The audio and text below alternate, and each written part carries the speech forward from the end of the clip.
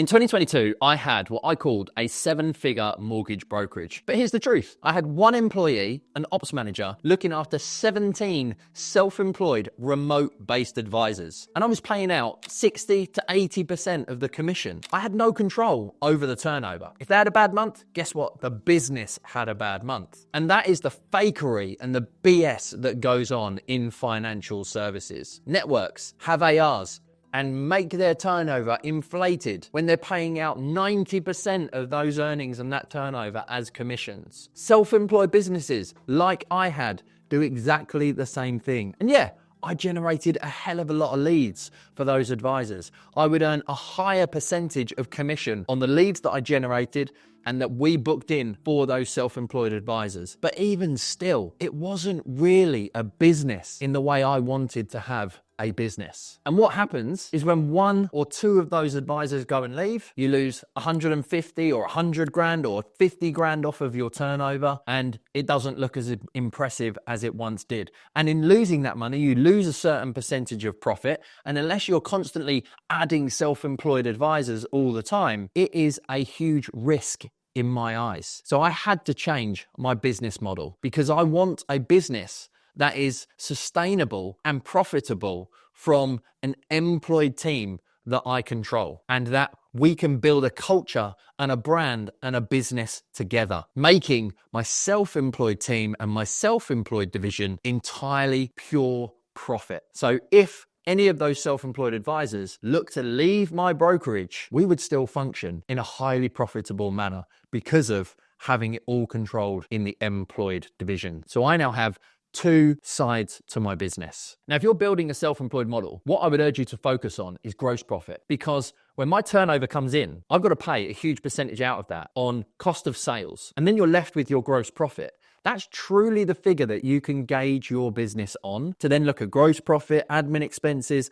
and then your net profit. That's what you should be focusing on if you have a wholly and solely self-employed business model. And if you're thinking about doing what I've done or am doing, adding an employed division, then that just changes the game and changes the focus. If you currently have an employed business, as I spoke to a lady this week about her current model, and you're thinking about transitioning it and adding on self-employed, I don't see that being too much of a problem. What I would urge you not to do is give those self-employed advisors leads. You have your employed team, you're doing really well, you're making profit. Bringing on one or two self-employed advisors is the better way to do it, because that's just going to add, yes, to your turnover, but equally it's going to add to your bottom line. How do you make sure that they join you over somebody else?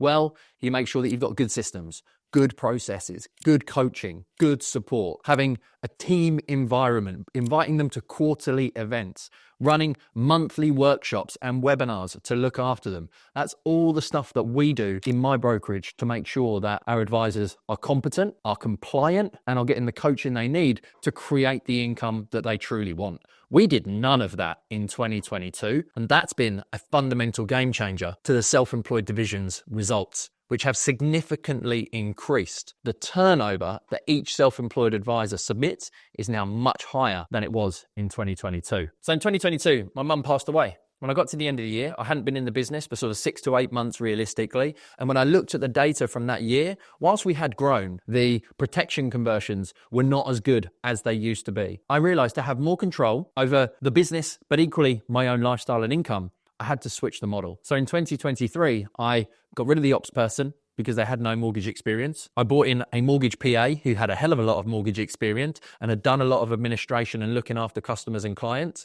worked with advisors on a self-employed basis. She took over that role, but that also, with that experience in admin, it enabled me to bring in an employed mortgage advisor in about the October of 23. Fast forward to now, Jamie and Zoe have done in the region of about 350,000 from all of my leads. You know, we have got a real consistent flow of business. We spent the whole of 2024 improving systems, processes, compliance systems, marketing systems, taking what we had in multiple different areas. We had Calendly, Typeform, mortgage compliance system, email marketing system, sales customer journey system. We shrunk it down to using ACA for compliance and my tech Active CRM for the marketing and the sales. And now we are ready to scale. As I spoke about a couple of weeks ago, I'm basically remodeling the way in which I did it in 2016 when it was just me, Lauren, and a marketing apprentice. Now it was Jamie, Zoe, and Amy started with us a couple of weeks ago. So we are ready to scale.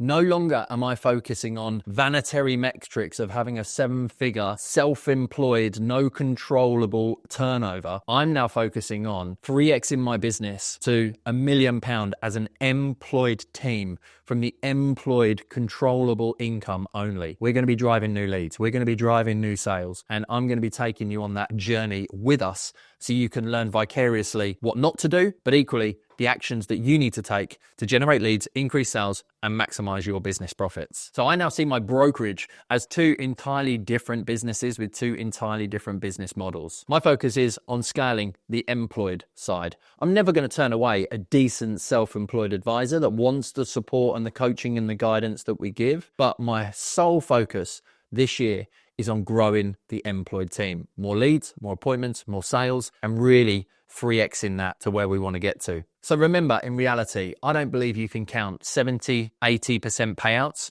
to advisors as part of your turnover. You should focus on gross profit. A 7-figure self-employed model isn't a real business and the turnover isn't really yours. So expect to see and hear things entirely differently. We have our clients that are looking to buy, refinance and invest in property, and we have our clients that are our self-employed advisors. And don't forget, I've got an entirely other business, SAS Consulting, where we work with advisors, mortgage and financial, from any network, from any area, helping them to generate leads, increase sales, and maximize their business profits, getting them to use Active CRM to systemize. They can improve and scale their lead generation. They can improve and scale their appointments. So fundamentally, it's all about achieving a better lifestyle. So I can't wait to take you on this journey. I'm looking forward to sharing it with you. If you have either an employed model and want to move into self-employed, or if you have a self-employed model and you want to ask me questions about the switch moving to employed, then just put a comment below or reach out to me on a social media channel. Let's keep the conversation going because we all want to build sustainable,